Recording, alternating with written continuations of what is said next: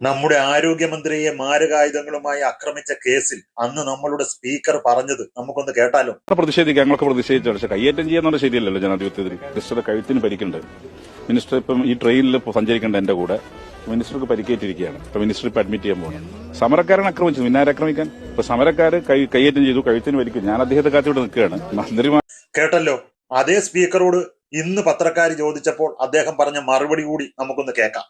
അപ്പോൾ അന്ന് ഉയർത്തിയ വാദങ്ങൾ അല്ല ആരോപണങ്ങൾ ശരിയല്ലെന്ന് വരികയല്ലേ? ഇതൊന്നും ഞാൻ എവിടെയും പറഞ്ഞിട്ടില്ല. ആ സ്ക്രഫിംഗിലുണ്ടായ അവരുടെ അവശതയും മറ്റുമാണ് അവർ അഡ്മിറ്റ് ചെയ്യണമെന്ന രീതിയിലേക്ക് ഞാൻ ചിന്തിച്ചത്.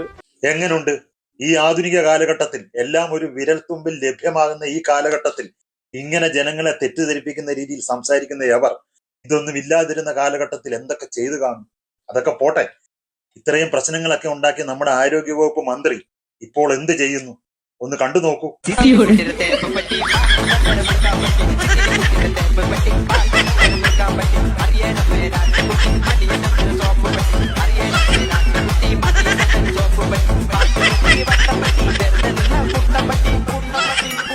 Yeah.